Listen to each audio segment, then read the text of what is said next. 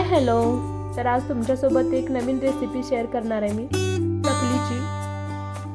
तर बघा, दोन ग्लास तांदूळ घेतलेत मी, 1 ग्लास चणा डाळ घेतली आणि 1 ग्लास फुटाणे डाळ घेतली.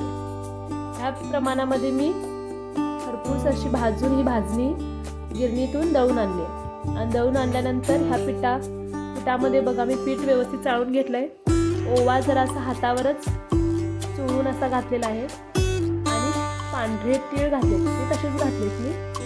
आणि ह्याच्यामध्ये जिऱ्याची पावडर म्हणजे जिरे भाजले मी आणि मग ह्याच्यामध्ये पावडर करून ते घातलेलं आहे.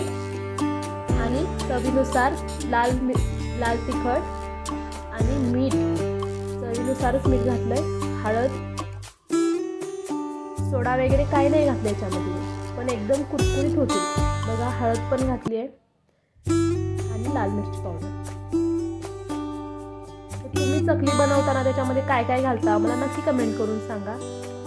आणि बघा, हे सगळं मिक्स करून घ्यायचं आणि ह्याच्यामध्ये 1 ते 1.5 वाटी मी कडकडीत तेल घेतलंय गरम करून. आणि ते कडकडीत तेल गरम करून ह्या पिठामध्ये ओतून घ्यायचं. थोडं थोडं करून ओतून घ्यायचं आणि थंड झालं असेल तर आणि गरम करायचं. आणि त्याच्यामध्ये मग थोडं थोडं करून गरम तेल ओतून घ्यायचं. तेल जर गार झालं असेल तर परत आपण गॅस चालू करायचा आणि गरम करूनच हे तेल घालायचं ह्याच्यामध्ये. त्या जर आपण कडकडीत तेल टाकलं ना त्या पिठामध्ये तर आपली चकली एकदम खुसखुशीत अशी होईल. आणि हे तेल आपण असं व्यवस्थित दोन्ही हाताने, जेव्हा गरम आहे ते, त्यामुळे मी चमच्याने फिरवते. ते जरा असं हाताला आपल्या सोसेल एवढं झालं गार तर आपण दोन्ही हाताने घेऊन त्या हातावर चोळून घ्यायचं पीठ. आणि मग त्याच्यामध्ये नॉर्मल म्हणजे साधं पाणी घालून ते पीठ मळून घ्यायचं. आणि मग चकलीच्या साच्यामध्ये घालून ते चकली करायला तयार आहे.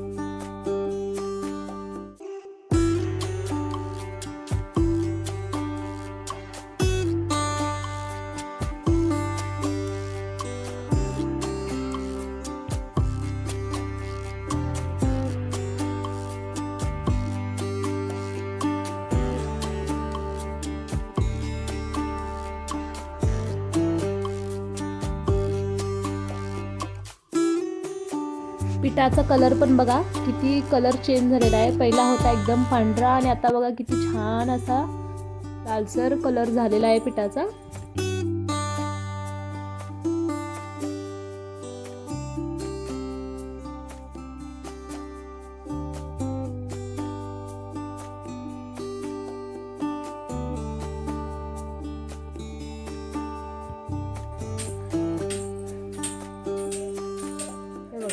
अशा पद्धतीने होईल तोपर्यंत हे पिठामध्ये तेल घातलं पाहिजे. म्हणजे 1 वाटी तेल लागलेलं आहे मला.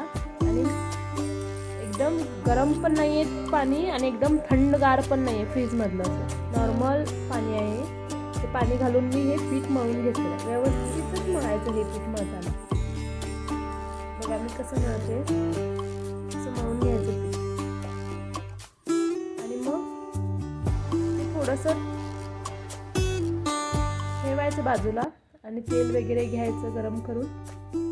आणि मग मी खाली बसूनच हे करते बघा.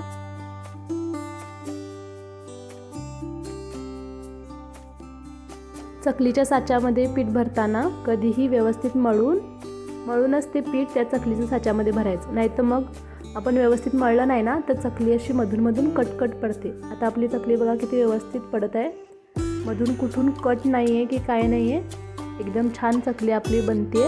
आता आपण ही अशा पद्धतीने चकली काढून घेऊया आणि मग तेलात टाकून तळून घ्यायची. लो टू मिडियमच तेलामध्ये तळायची.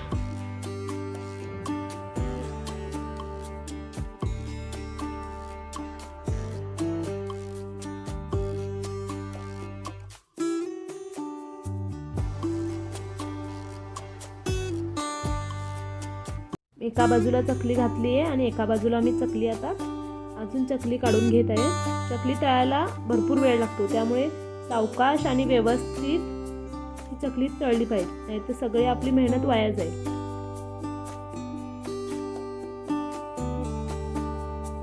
चकली तळायला भरपूर वेळ लागतो, त्यामुळे मी म्हटलं खाली बसूनच घेऊया. ती उभे राहून किती वेळ आपण उभं राहणार म्हणून, चकली करायचं प्रमाण पण थोडं जास्त होतं म्हणून खाली बसूनच ही चकली बनवते.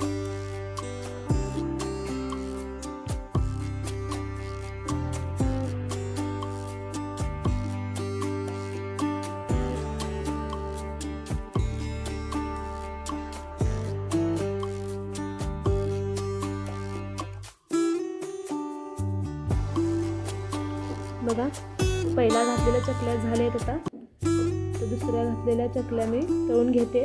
तोपर्यंत तुम्ही व्हिडिओला लाईक करा, शेअर करा आणि सबस्क्राईब करा. चला तर बाय. आणि नवीन व्हिडिओसाठी नक्की कमेंट करा.